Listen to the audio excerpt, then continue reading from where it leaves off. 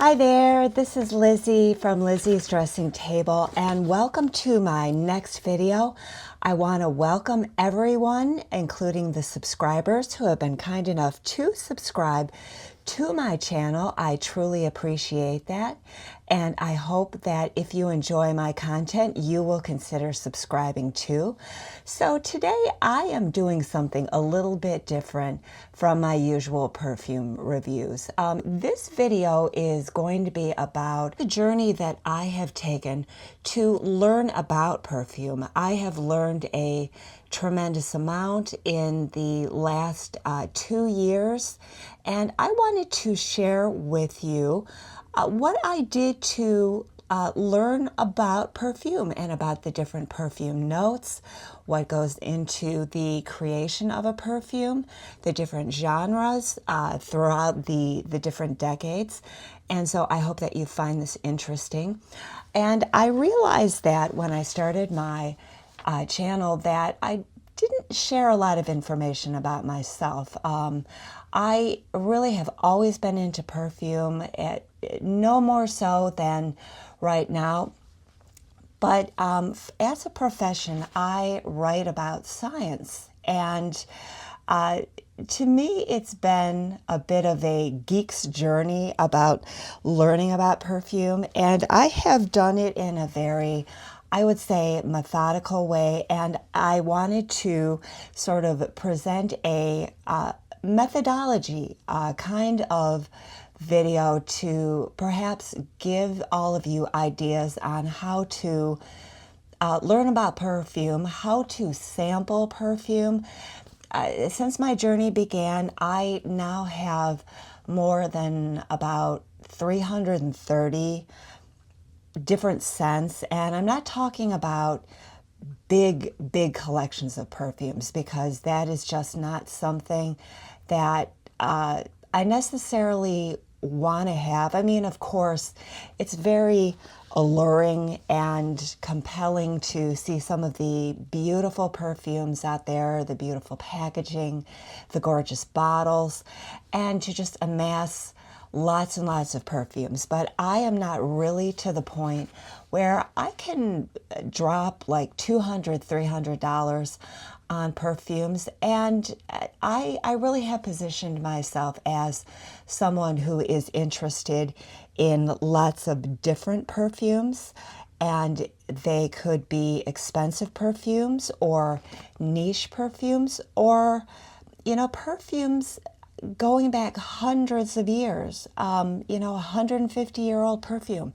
I love vintage perfumes in particular, and so I've really positioned myself as a vintage perfume collector, but not constraining myself to just vintage scents, because I want to explore the whole world of perfume. And I want to take you to the present, my journey, which started technically in December of 2023. And this is how I learned about perfume. I'd like to take you back to actually 2018. I had just finished up a master's degree, and I went back to school later in life. And so as a reward for that, my husband and I, we took a trip to Paris. And Paris was a place that I had wanted to go to forever. And it was just, it was a treat for myself because I had received the master's degree. So on our trip to Paris, I noticed that there was a perfume museum in Paris, and it's actually near the opera house that was built by Charles Garnier. And I noticed that it was the Fragonard Perfume Museum. And I thought, oh yeah, I definitely want to go to that. And it just really reminded me of how much I truly love perfume. And so we took that tour. It was great. It was really a good education, and doing that tour, it's where I really learned about the different aromatic components that go into the construction of a perfume. And leaving that museum, and you know, I didn't really purchase any perfumes at that museum at the time, which, you know, I really sort of kick myself for not doing now. But I thought at the time, you know, how great would it be to be able to identify different scents, flowers, and aromatics that go into a perfume. But, you know, I tucked that thought away. But then in 2023, in December, and this was completely on a whim, I went onto Amazon, ordered Perfumes, the A to Z guide from Luca, Turin, and Tania Sanchez.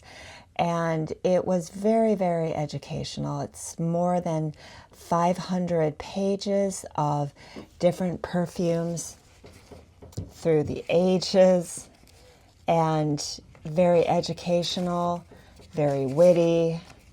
As you can see, I have marked perfumes that I was interested in smelling. They use a ranking system to basically judge the perfumes that they deem to be masterpieces, good, those they recommend, those they don't. And it's a very witty book.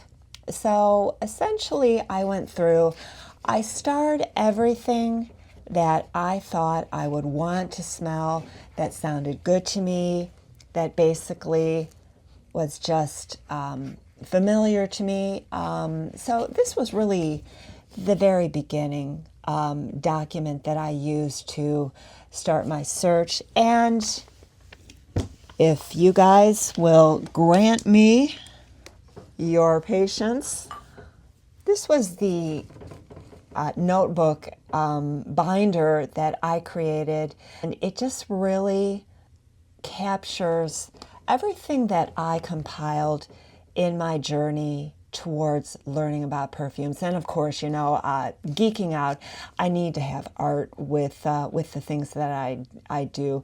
So we've got, you know, something from Reynolds. We have a gorgeous girl with flowers from the Detroit Institute of Arts.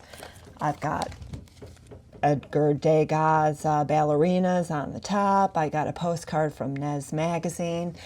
So here's the binder that I created, and I apologize if there is some shaking. I am holding this myself, but in my binder, you know, I over the years have ripped out tear sheets from magazines. So these are like old ads for perfumes from the 90s, which, you know, I'll be displaying as I progress with my channel. You know, I have just done lists of perfumes, and this is based on what other YouTube perfume content creators have suggested. This is Laura Jane Atelier's, her vintage perfume collection. So the whole process of me learning about perfumes was watching a lot of YouTube content. So yeah, and it's just, you know, I'm just such a nerd with documentation. So these are all the perfumes that she suggested. This is a list of perfume places. I went to New York a couple years ago, so it's like I wanted to go to the Scent Bar, Macy's, to look at their Guerlain section, Oswald on Mulberry Street in Little Italy, Le Labo, Bergdorf Goodman, Sephora.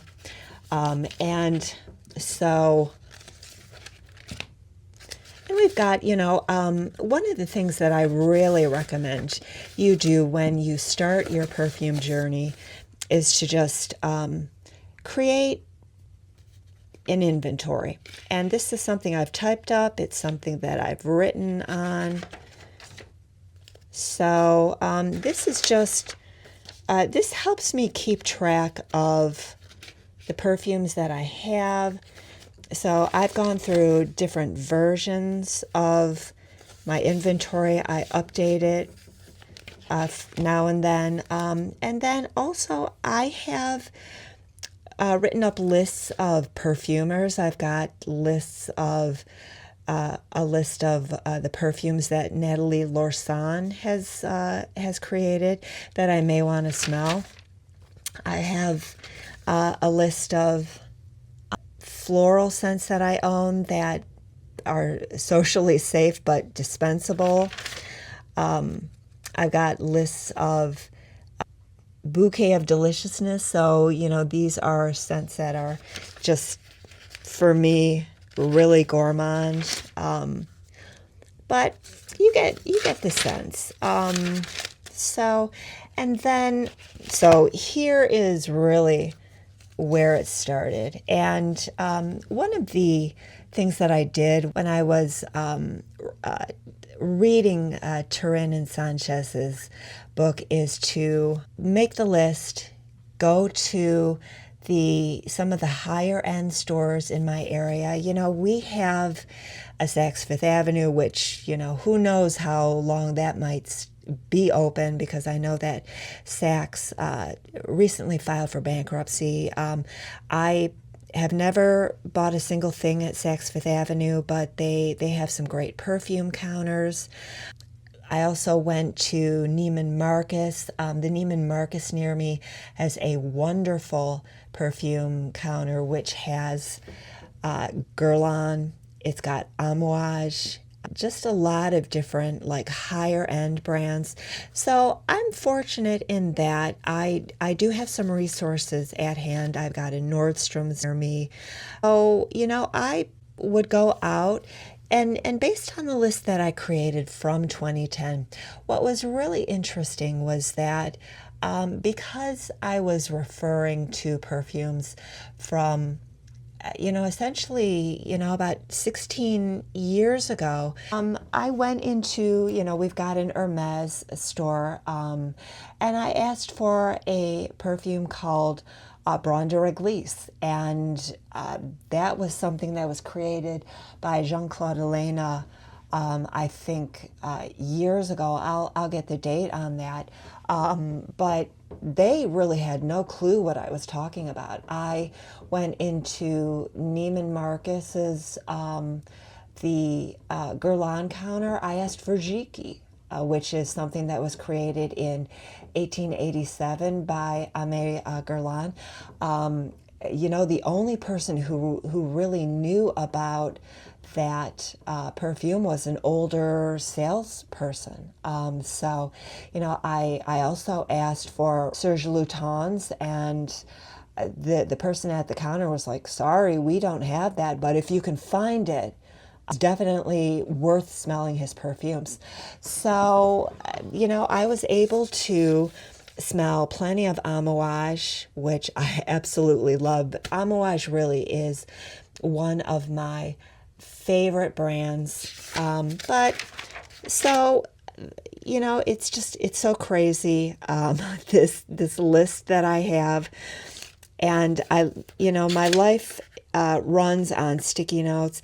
And this is just basically perfumes that Luca Turin and Tania Sanchez, their husband and wife team, what they recommended. So I just methodically went through that book and just made a list of everything that I wanted to smell. I just watched tons of perfume content, and I really learned about, there are so many perfumes and there's so many different notes, there's so many scent genres. I've learned more French words because of these perfumes, and I learned about the different companies. I basically got into scent genres. What are the best gardenia perfumes? What are the best ambers? Amber florals? What are the best vanillas? And I will tell you that the channels that I watched a lot were the Perfume Guy, Sebastian Jara. He knows so much about perfume. I also watch Veronica Says, and I also watch other content creators like MyPerfumeMap, run by Karina. I love Sarah Mays's channel. So this is just really, 2 years worth of documentation. I got into, creating a list of, the best tuberose perfumes, the best lily of the valley scents, the best, amouage, and what the scent profiles are like, what the accords are. So, yeah. And I won't, these are just all my notes. But what really attracted me to perfumery too was just my love of language. And what really fascinated me in the very beginning as I was learning about perfume is just the different, scent vocabulary. And I hope that this is in focus. But what were the meanings of all of the words that I was coming across? And, ambercatol, aldehyde, ambrette, ambretylide, ambroxan, adder, aubepine, benzoin, elemi, davana, durian, flove, frangipani, galangal, galbanum, geosmin, geraniol. I love words. I'm just such a word geek. So, yeah. So this is my glossary. I also have, books on perfume creation. And so here's my methodology. And, by profession, I am a science writer.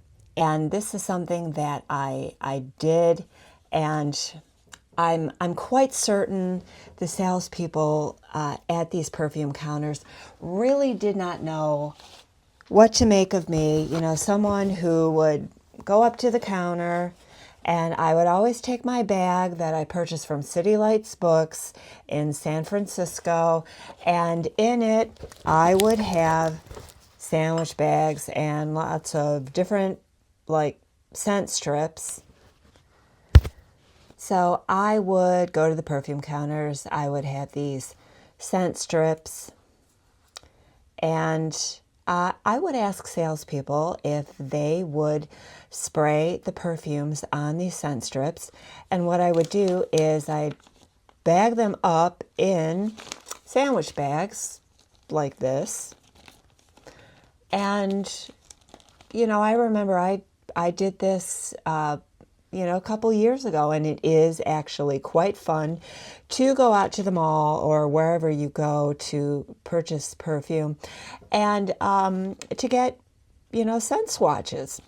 And bagging them up in sandwich bags will preserve them remarkably. And it really kind of depends on the perfume. Now, Jo Malone, and I think this is, Jo Malone Fig and Lotus, her scents don't last very long, either on the skin or in a bag. So this is probably something that does not smell very good. But you know what? I will pull it out.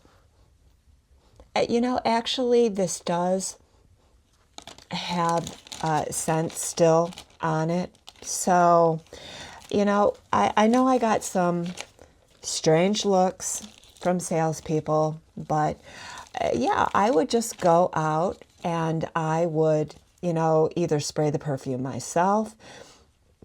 I can tell you that going into Sephora, they make it very easy for you to, take one of their strips and, spray it so you know what the perfume smells like. But, I did a whole bunch of these and I kept them in a binder. And I'll tell you, some of the scents are really remarkably strong. Chanel perfume lasted quite a long time.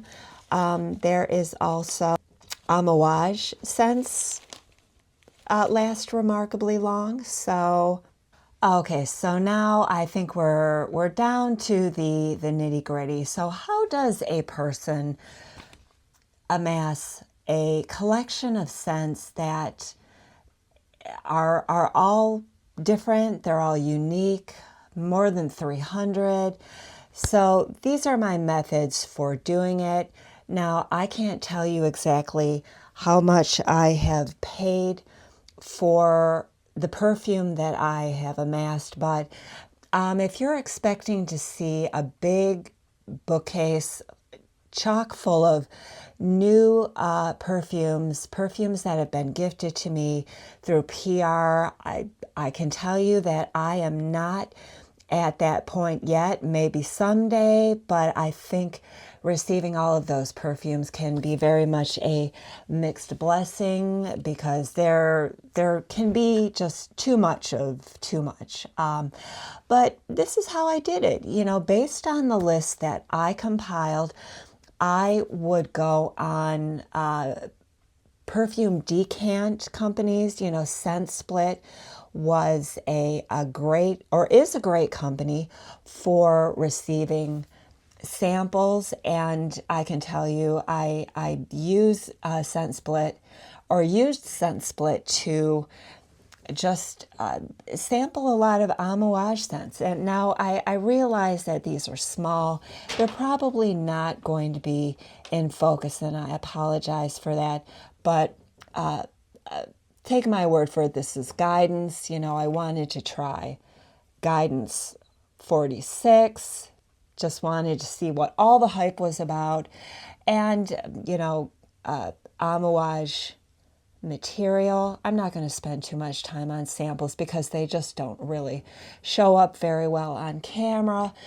But, you know, I would go to the stores in New York a couple years ago, and, you know, I would purchase a bigger bottle, and for me it was, you know, couple hundred, but they gave me lots of, you know, these little decants, testers.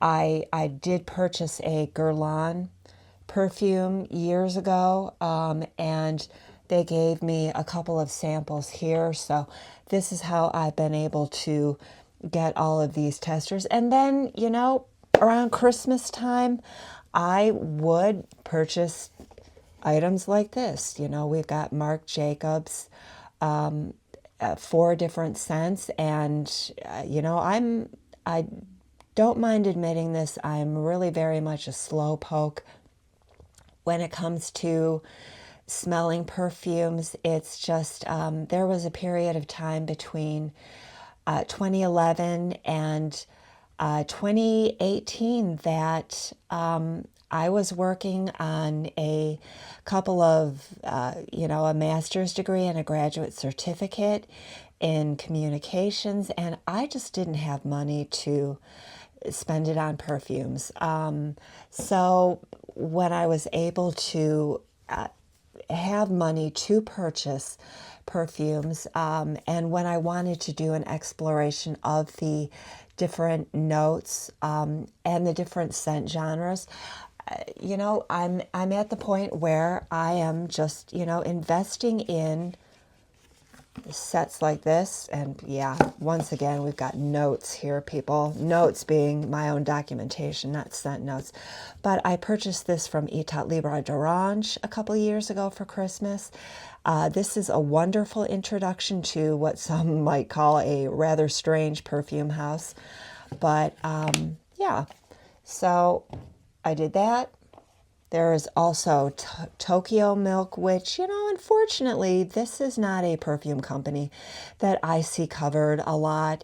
There are some YouTube videos that mention Tokyo Milk, but this is a perfume company that I see in some of the smaller boutiques.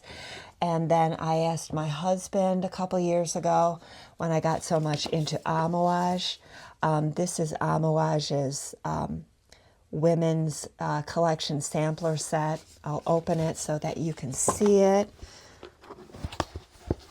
And I'll try to hold it at an angle that it is clear. But, you know, it included some of its older scents. It's got Amouage Gold from 1983, Dia from 2002, and my absolute hands down, take no prisoners, my absolute favorite, which is Amouage Portrayal. That is a perfume that I purchased in the big bottle. That is the only perfume, big perfume that I have from Amouage, because they are buku expensive. And, you know, some of the sites that I purchase my perfume from, and sorry, it's a big picture of my arm there. There is JOMAshop, there is fragrance.net. There's just a bunch of what they consider gray market sites where you can purchase perfume discounted. And, you know, there's also Etsy and eBay. This was my very first blind buy, which I realized I showed in the last video. But you know what I found really interesting? And I purchased this. It was $20. It was the first blind buy. And it came as a tester. And I thought, you know, that's really interesting. And it was pretty much full. I sprayed this. It was 20 bucks. Sorry, jiggling. I sprayed it. It was 20 bucks. It smelled great. And it was something that Tania Sanchez recommended.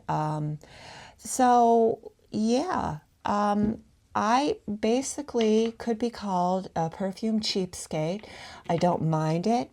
I am interested in everything. You know, I go out to antique stores and I, you know, scored this bottle of Shalimar. You know, this perfume was like $8 at an antique store. Now, unfortunately, I did not get the iconic blue cap with this, but I thought, you know, for $8, I'm taking this. And so this is how I've been able to accumulate perfume too. So, you know, throughout this video, I am going to inset pictures of some of my collections. So you probably have already seen that, or I can do that as we conclude this video.